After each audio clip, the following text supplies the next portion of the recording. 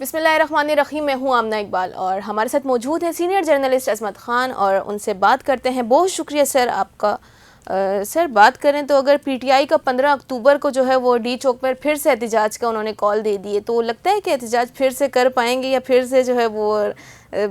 نون league جو ہے پھر سے جو ہے وہ اس طرح کی پابندیاں لگا دے گی اور یہ سب کچھ؟ دیکھیں، یہ نون لیگ نے تو پہلی بات یہ ہے کہ پابندیاں نہیں لگائی ہیں، یہ حکومت پاکستان نے لگائی ہیں، اور ظاہر ہے وہ کولیشن گورنمنٹ ہے، اس میں دیگر پارٹیز بھی ہیں، اور 15 جہاں تک اکتوبر کا سوال ہے کہ ان کو یہ جلسہ کرنے کی اجازت دی جائے گی یا نہیں، لیکن بینگ اے جرنلسٹ ہم یہ سمجھتے ہیں کہ ان کو اجازت نہیں دی جانی چاہیے، چونکہ شنگھائی کانفرنس ہو رہی ہے، اس میں پوری دنیا سے ڈیلیگیٹس اسلام آباد میں پہنچ چکے ہیں۔ اسلام آباد کا منظر بالکل چینج ہو چکا ہے،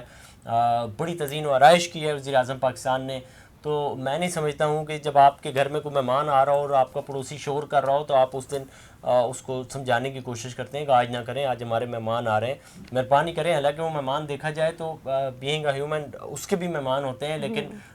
شاید مجھے نہیں لگتا کہ پی ٹی آئی کو یہ بات کیوں نہیں سمجھ آتی ہے۔ پی ٹی آئی میں اچھے لوگ بھی موجود ہیں جن کی بڑی تعداد ہے، لیکن اس طرح کا یہ طریقہ کار اختیار کرنا بالکل بھی سمجھ سے باہر ہے۔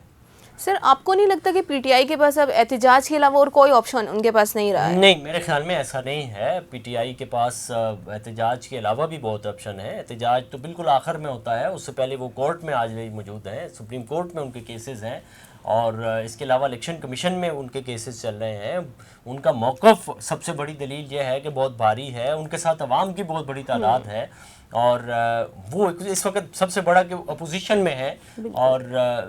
یہ اس میں تو کوئی دوسری رائے نہیں ہے کہ اس وقت جتنا جمگٹھا، جتنا مجمع پی ٹی آئی لگا سکتی ہے وہ کوئی اور دوسرا نہیں لگا سکتا ہے۔ اور یہ بات بھی اظہر من شمس ہے کہ اگلی گورنمنٹ یقیناً پی ٹی آئی کی بنتی ہوئی نظر اس لیے بھی آ رہی ہے کہ ابھی وہ ظاہر احتجاج کر رہے ہیں، پروٹیسٹ کر رہے ہیں، مہنگائی کے خلاف کریں گے، مہنگائی اگر حکومت کرے گی یا جو بھی چیز کرے گی، تنقید کریں گے، ساری چیزوں پہ احتجاج پی ٹی آئی نے کرنا ہے، اور الٹیمیٹلی ان کی غلطیاں کم ہوں گی اور ان کے ہمدردیاں عوام کے ساتھ زیادہ چلتی آئیں گی، اور اس کا فائدہ انہیں آنے والے الیکشن میں ہوگا۔ تو میرا نہیں خیال کہ ان کو یہ چھوٹی چھوٹی غلطیاں مزید کرنی چاہیے، ان کو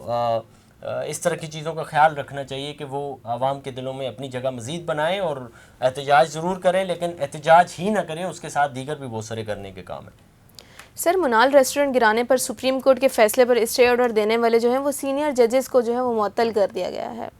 تو کیا کہتے ہیں آپ؟ اب آپ دیکھیں کہ ایک طرف اس کو معطل ہی کرنا چاہیے تھا کہ سپریم کورٹ نے جب ایک فیصلہ دیا ہے اور اس پہ عمل درآمد ہو رہا ہے تو اس پہ کوئی دوڑا ہوا شخص